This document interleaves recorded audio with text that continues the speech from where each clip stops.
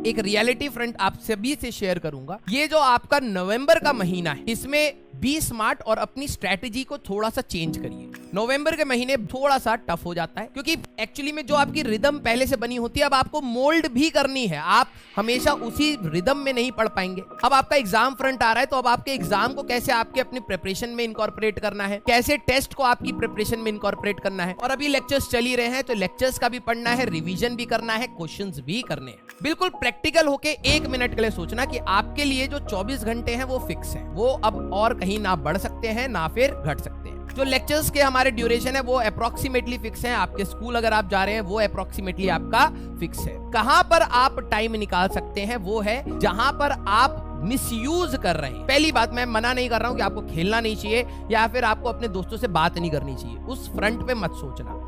मैं आप सभी लोगों को बोल रहा हूं कि अगर आपके एक फ्रंट है जो आपको स्ट्रेस दे रहा है, वो है पढ़ाई और आपका बैकलॉग या फिर आपके क्वेश्चंस, तो दूसरे फ्रंट पर आपको अपने लिए गड्ढा नहीं खोदना चाहिए। आपको अपना जहां पर भी टाइम मिले वहां पर यूटिलाइज कर लेना चाहिए। दूसरी चीज जो मैं आप सभी लोगों को बोलूंगा कि जैसे आपका टाइम फ्रेम फिक्स है, आपको थोड़ा सा मेच्योर होकर अपने प्रिपरेशन मेथड को थोड़ा सा चेंज करना है। ये मान के चलना है, पहली बात ये मान के चलना है कि ये जो नवंबर फ्रंट है, अब सभी के ऊपर बर्डन आ रहा है एग्जाम का, कहीं ना कहीं एग्जाम का स्ट्रेस आना स्टार्ट हो जाएगा। और अगर आपको अपने कंपटीशन में सही स्टैंड रखना है तो एटीट्यूड को थोड़ा सा अब पिवट करना पड़ेगा। और वो पिवट क्या है कि आपको ये मान के चलना है कि यस, लास्ट के चैप्टर्स हमारे लिए बहुत ज्यादा इंपॉर्टेंट है, मेरे को ये लेक्चर्स नहीं छोड़ने। फर्स्ट ऑफ ऑल, आप कोई भी लेक्चर को मत छोड़िएगा, चाहे बहुत एक्सट्रीम कंडीशन ही क्यों ना आ जाए। कोशिश करिएगा लेक्चर साथ साथ चलें, क्योंकि उसके बाद आपको जब आपको क्वेश्चन करने का टाइम नहीं मिल रहा है और अगर आपने लेक्चर को छोड़ दिया, सोचा कि मैं बाद में कर लूंगा, डेफिनेटली आपको और ज्यादा टाइम लगेगा और आपका मिसमैनेजमेंट हो जाएगा। लेक्चर को साथ साथ करते रहिए। और अगर नहीं हो पा रहे इन 4-5 चैप्टर्स के questions,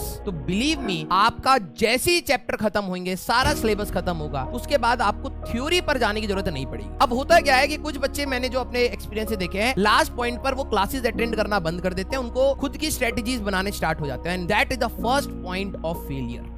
first point of failure, जहां पर आप रिदम को तोड़ के अपनी नई स्ट्रेटेजी बनाने लग जाते हैं। और वो रिदम को तोड़ने का रीजन मैं बताऊं, वो आपके टेस्ट के मार्क्स हैं। आपको लग रहा होता है, क्योंकि आपने अभी तक कुछ जगह पर काम चोरी करी होती है, तो आपको लग रहा होता है कि यार ये तो मेरे लिए बहुत ब्लंडर हो जाएगा अगर मैं पढ़ूंगा नहीं खुद से। तो आप क्या करते हैं, जो मेन स्ट्रीम रिदम है एक्चुअली में रैंक निकालने का, वहां से हटते हैं, खुद की स्ट्रेटेजी बनाते हैं। अच्छा, मैं अगले हफ्ते तक ये चैप्टर्स पढ़ूंगा, अगले हफ्ते तक ये चैप्टर्स पढ़ूंगा, और आपके एट प्रेजेंट जो चैप्टर्स जा रहे होते हैं वो आपके बर्बाद हो जाते हैं। वो भी आपको करने ही है। तो टीचर के साथ चलिए। जैसे ही आपका सिलेबस खत्म होगा, एटलीस्ट आप थ्योरी फ्रंट से खत्म हो चुके होंगे कि हाँ यार अब थ्योरी नहीं है। बिलीव मी, आफ्टर नवंबर आपको सिर्फ और सिर्फ क्वेश्चन ही करने, सिर्फ और सिर्फ क्वेश्चन ही करने। भाई साहब, जियोलॉजी का प्लेसमेंट 32 लाख से नीचे नहीं होता, सीधे बाहर की कंपनियों में प्लेसमेंट होता है। और वर्स्ट टू वर्स्ट हुआ